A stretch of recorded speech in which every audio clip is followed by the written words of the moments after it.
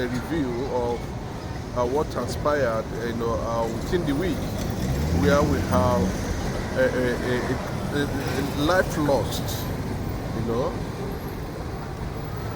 all over the region.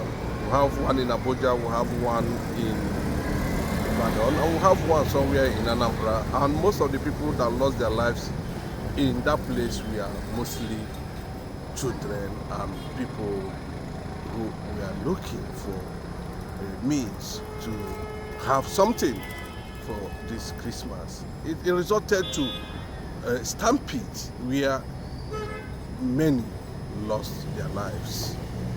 Well, that is Nigeria for today, and that's the news making around today everywhere. But the fact is that a lot of analysts, a lot of people, a lot of activists are attributing to this kind of stampede that took lives as a result of bad government under this present administration that led people to die just because of a pint of rice. Very ridiculous. The worst ever in the history of this country under Bola Ahmed. We are yet to see, a concrete reaction from the government. We are yet to see state governors where this thing took place responding to the way forward, or possibly carry out investigation. The one that took place in Ibadan, we saw we learned that the woman, the ex-wife of Oni of Ife, who was actually involved, was arrested, whether she has been released. But the fact is, how did we get to this point where a pint of rice can take lives? It tells you the level Nigeria has gone. It tells you the level the system has deteriorated. Millions of Nigerians are gnashing and mourning their teeth as a result of hardship, government imposed tax. Everything in Nigeria has become extremely unaffordable. You cannot afford anything anymore in Nigeria.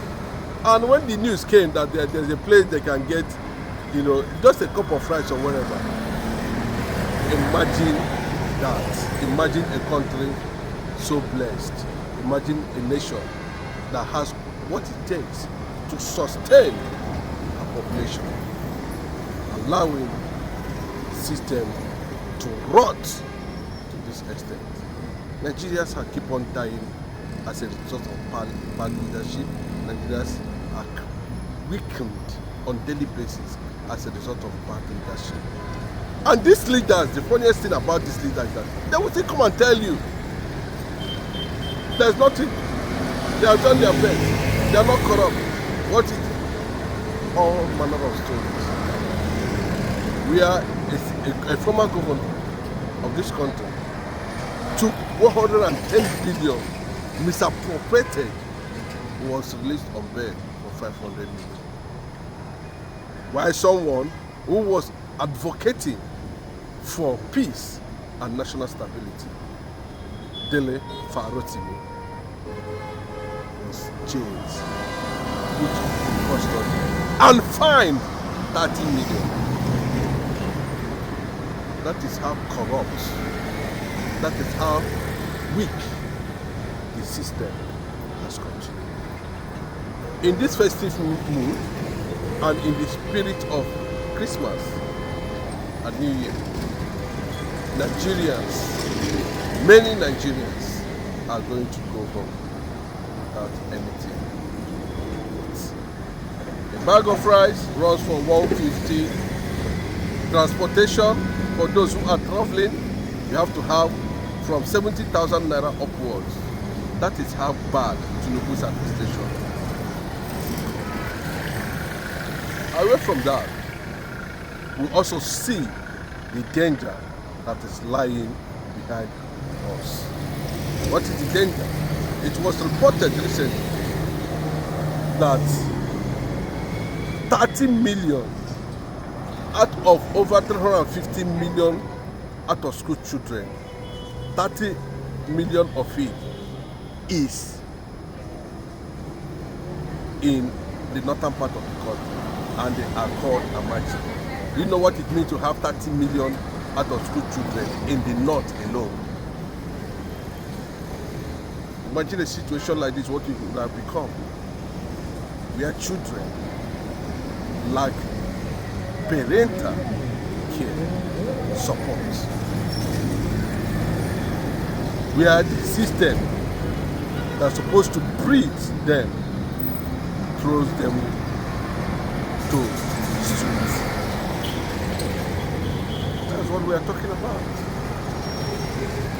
And they are being subjected unnecessarily to harsh policies, resulting to death, corruption,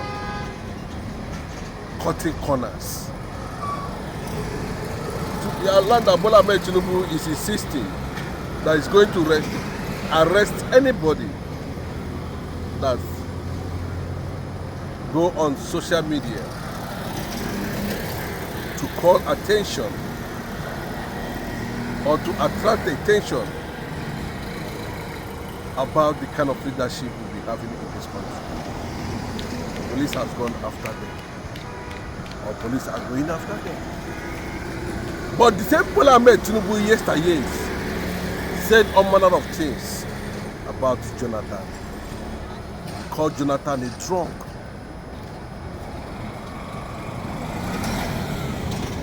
Nobody killed.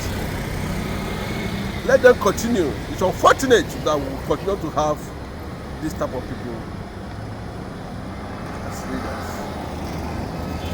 But one day will come when things will continue